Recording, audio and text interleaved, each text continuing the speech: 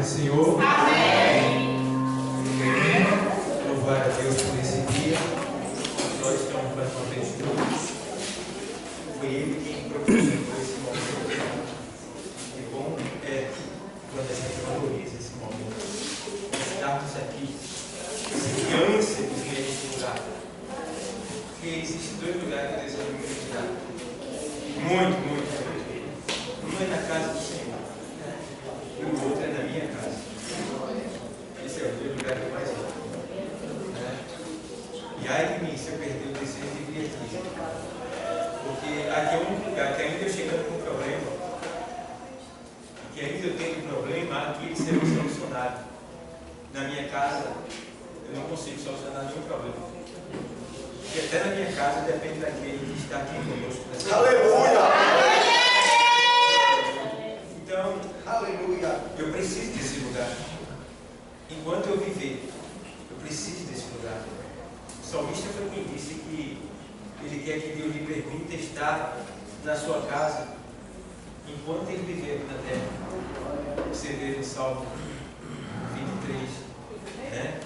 E ele deseja habitar na sua casa por toda a sua vida. Então, eu sei que hoje eu estou aqui nesse templo de pedra, mas um dia nós estaremos no templo que é o próprio Senhor Jesus. E lá em Apocalipse que ele será o nosso templo, né? Hoje nós somos o templo dele, amanhã ele será o nosso templo.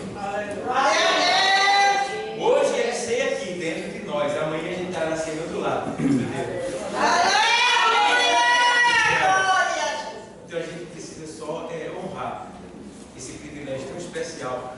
Nós que éramos, vou ser bem grosso agora, nós que éramos porcos. Ai, pastor, doeu essa. Eu era porco, pior do que isso. Nós que éramos cão.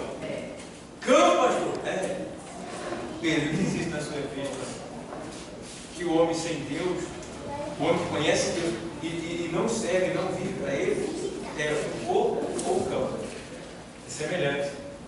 Então, nós éramos assim. Mas ele nos honrou. E nós, criaturas pecadores, mortais, falíveis, pobres, miseráveis, como diz lá em Apocalipse 3, na sequência. Mas ele se compadeceu de nós. Não porque você, quem sabe, é bonitinha, ou você é bonitinho. Não foi por isso. Tá? Foi porque dentro de você, Ciro, foi porque dentro de você existe uma partícula de Deus. Você sabe por que Deus ama o mais vil pecador? Não é porque ele é um ser humano, é porque dentro desse ser humano existe um pedaço de Deus, uma partícula. Aleluia, glória a Deus. Que é o ruache de Deus, o sopro de Deus, o Espírito de Deus, né? Que dá vida àquele ser humano. Então, Deus não quer perder isso. Não quer que isso vá, né, para o inferno. Deus quer isso de volta. E aí Deus investe. E graças a Deus que o investimento dele em nós foi bom. Ele conseguiu nos trazer até aqui. Glória a Deus! Irmão, se tem um lugar que eu tremo na base, é esse lugar aqui. Não é que eu fique tremendo, mas é dentro de mim o temor que eu tenho sobre todo mundo. Eu queria que todos chegassem a esse estágio, a essa dimensão espiritual que eu já cheguei, que não é a última, ainda estou buscando mais. Por isso que às vezes eu falo algumas coisas que alguém diz assim: pastor, eu acho que não é assim não. Você acha que você não está na dimensão espiritual que eu estou. Mas quando você alcançar essa dimensão, através da oração, da leitura da palavra, da sua submissão, do seu serviço, aí você vai dizer: é verdade. É verdade. Tá? Então muitos até entendem quando não obedecem, muitos até entendem quando critica uma colocação bíblica ou do pastor. Eu até entendo, é porque ele ainda não alcançou esse estágio espiritual. Mas nós estamos aqui justamente para isso, para crescer no conhecimento e da graça. Nós estamos aqui justamente para ser elevado. A edificação chama-se elevação. Nós precisamos chegar à estatura de varão perfeito, que é a estatura de Cristo. Quando nós alcançamos essa estatura, aí nós somos tirados daqui, nós somos levados para estar com Ele. Enoque alcançou essa estatura e foi tirado da terra de imediato para estar com o Senhor, porque ele andava com Deus, né? Então Elias também alcançou essa dimensão, essa estatura, e foi tirado da terra, porque ele já estava no estágio tão avançado que ele disse: não, tu não pode ficar aí. Então teve muitas pessoas que alcançaram esse estágio. Paulo, ele alcançou esse estágio, e Deus não tirou ele de imediato, né? Mas o levou até o ponto que ele vê coisas que ele sabe uma coisa. É melhor nem falar, porque o pessoal vai dizer que eu sou doido. Isso são estágios espirituais, dimensões espirituais que nós alcançamos quando buscamos o Senhor, quando obedecemos o Senhor, quando nos submetemos ao querer, ao senhorio, às autoridades de Deus. E isso faz com que a gente cresça na dimensão espiritual e a gente se torne uma pessoa que vê o que muitas vezes ninguém vê. É por isso que a Bíblia diz que quem está no Espírito discerne tudo e por ninguém é discernido, é entendido. Então, existem estágios espirituais. Você quer alcançar esse estágio espiritual? Você quer? Glória a Deus. Se você quer, Ele está aí para você. É só você buscar. Tá? Deus quer te dar muito mais do que você pode imaginar. Então, pensa direitinho. Busca para poder entender e compreender as coisas que Deus tem para mim e para você. São coisas grandes, coisas que você jamais imaginou. Então, aqui no Evangelho escrito por João 15, o texto diz: eu sou a videira verdadeira e meu Pai é o lavrador. Toda vara em mim que não dá fruto, atira, e limpa toda aquela que não dá fruto, para que dê mais fruto. Vós já estáis limpos pela palavra que vos tenho falado. Vê, a palavra que nos limpa. Tá? E ele diz: estáis em mim, ó, isso é dimensão. Estáis em mim e eu em vós. Vê bem, isso é dimensão espiritual. Estáis em mim. Pastor, como é que a gente sabe que está em Deus? É quando a gente guarda os seus mandamentos. Aleluia, glória a Deus. Glória a Deus. Que ele diz: se me amardes, guardareis os meus mandamentos. E ele diz: se vós me amardes, eu e o meu Pai viremos para ele e faremos morada nele. Isso é dimensão. Glória a Deus. Isso é dimensão. Então, ó, ele diz aqui: eu sou a videira verdadeira e meu Pai o lavrador. Essa videira verdadeira, claro que sim, existe. Ele está dizendo que é verdadeira porque é falsa. Tá? E ele está dizendo: eu sou a videira verdadeira, para que você não tenha que tomar outro tipo de vinho, porque a videira ela era responsável pela produção de vinho, que é a uva, né? Vinho na Bíblia simboliza alegria, sinônimo de alegria. Então, aqui ele está dizendo: olha, eu sou a videira verdadeira e meu Pai é o lavrador. Ou seja, eu sou o pé de uva e meu Pai foi quem me plantou. Vê bem, eu sou a videira verdadeira e meu Pai é o lavrador. Aí ele faz: toda vara em mim que não dá fruto, que quer dizer que quem são essas varas? Se Jesus está dizendo: olha, eu sou o pé de uva, a videira, tá? E meu Pai foi quem me plantou. E vós, ou seja, toda vara em mim, ele diz: toda vara em mim que não dá fruto, quem são essas varas? As varas somos nós. Nós. Tá? Aí ele diz: toda vara em mim que não dá fruto, atira. E o que é fruto que essas varas têm que produzir? O fruto é a palavra de Deus. Porque qual é o fruto que Jesus ele proporciona para que nós venhamos dar para as outras pessoas? É o conhecimento dele. Aleluia, glória a Deus. Palavra de Deus. Então, ele diz: olha, eu sou a videira verdadeira e vós, né, e meu Pai é o lavrador. Toda vara em mim que não dá fruto, atira. Aí deixa eu ver o texto assim. Aí fala: toda vara em mim que não dá fruto, a tira.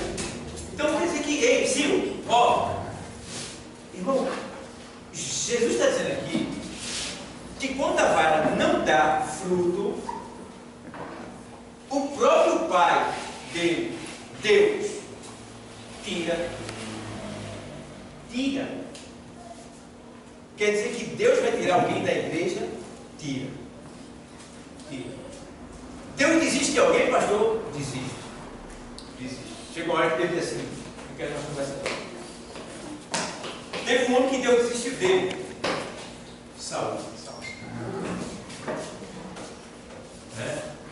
E teve um homem que Paulo desistiu dele. Porque ele estava praticando diversos tipos de atrocidades sexuais na igreja. E ele disse, bota ele para fora da igreja, entrega ele para Satanás e ora só para que Deus salve a alma dele naquele dia. Está lá escrito. E ele diz, como não tiraram, ele diz, olha, eu tirei e entreguei ele para Satanás. Agora vocês olhem, viu? Para que pelo menos a alma dele não venha se perder. Entregar para Satanás é tirar da igreja e lançar para o mundo.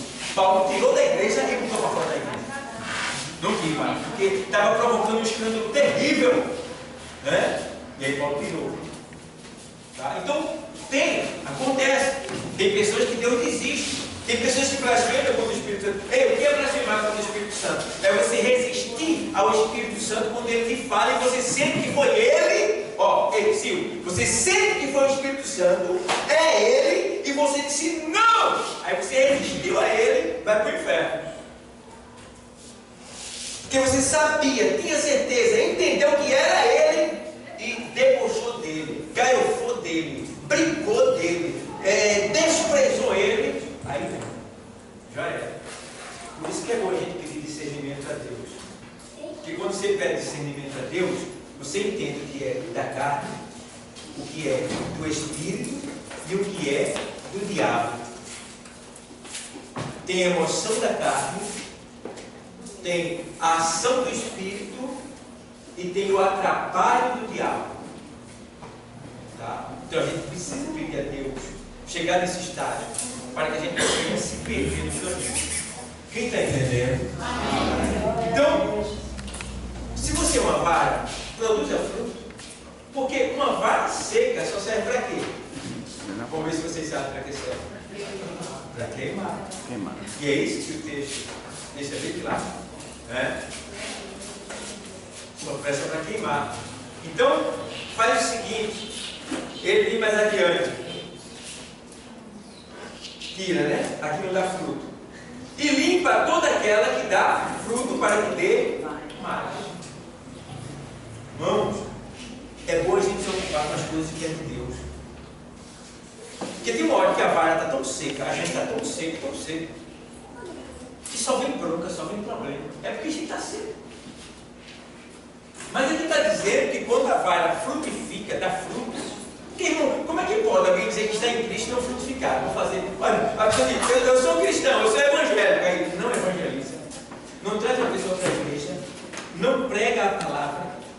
Não dá um bom testemunho. Às vezes está na igreja, mas vive arengando. Está com ódio no coração, desejo de vingança, com raiva de ai, de rei. Irmão, isso é uma vara seca. É uma vara seca. E a gente não pode continuar seco, porque nós estamos diante da videira. E a videira tem um privilégio. Glória a Deus, a videira ela tem um privilégio maravilhoso para a vara seca. O que acontece? Ele pega a vara seca e enxerta na videira. Aí a videira, se o pé de uva, ele tem um óleo que é chamado de seiva. Chamado de quê? Seiva. Essa seiva, que é o óleo, ela passa por cima do galho seco e começa a cobrir, a envolver o galho seco ao ponto do galho seco morto passar a ter vida e brotar. Aleluia. Que quer dizer isso aí? Quer dizer que o óleo, ou seja, o Espírito Santo, ele está aqui para envolver você, a mim, todos nós, para que nós não sejamos secos, mas que a gente tenha frutificar para glorificar o nosso Senhor. Porque se a gente, depois da misericórdia, se a seiva está passando e tu não está frutificando ainda, irmão, está ruim o negócio. Tem jeito para tu vai não, acabou. Então, hoje é o dia de a gente se envolver, se banhar nesse óleo, nessa seiva do Espírito Santo de Deus. Para que a gente venha frutificar mais, aparecer mais, né? Porque Deus quer que você apareça, Deus quer que você resplandeça, Deus quer que você frutifique. Porque em João 15:7 ele diz: se vós estiverdes em mim e as minhas palavras estiverdes em vós, pedireis o que quiser, que vos será feito. Aleluia, glória a Deus, Jesus. Você e Deus. Aleluia. No 8 ele diz: nisto é glorificado meu Pai. Nisto o quê? Que eu esteja nele, que ele esteja em mim. Nisto é glorificado meu Pai. Aí nisto é glorificado meu Pai, que dê muitos frutos. Então qual é o propósito de Deus nessa noite aqui, através dessas palavras que Deus está me dando? É para que a igreja ela venha frutificar. E frutificar é frutificar frutos de amor, tá? Não é frutos podres, estragados, é frutos que alimentam. Quem gosta de manga podre aqui? Laranja estragada? Ninguém gosta, né? Então você vai dar fruto podre. Fruto podre é de qualquer jeito, irmão. Obreiro está na igreja, está bem aí, ó, vai de todo jeito, se sabe. Quando der o vaso, quando der o roubo, olha, fruto podre, presta para nada, está reprovado. Na seleção, isso aqui não presta. Está entendendo? Irmãos e irmãs, componentes, que não obedece, que não se submete, que não lê a Bíblia, que não ora, que não se consagra, que não tem temor, que não tem respeito, que não obedece, que não dá testemunho, fruto podre. Então precisamos ser um fruto perfeito. Quando você vê uma fruta bem bonita, você tem uma vontade de pegar ele para comer.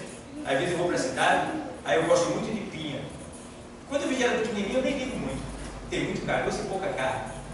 Mas às vezes eu vou para a cidade e vejo um cara vendendo na carroça lá e tem a cara bicha desse tamanho assim, ó. Eu paro na hora, compro um e como, é meu almoço. Já bicha, eita que delícia. É chamada de fruta do bonde no Rio de Janeiro, aqui é pinha. Então, dá gosto, tá? Então assim é você, quando estiver produzindo frutos bons, as pessoas vão sentir prazer em estar perto de você. Amém? Amém. E aí Deus vai ser glorificado, que Deus continue abençoando.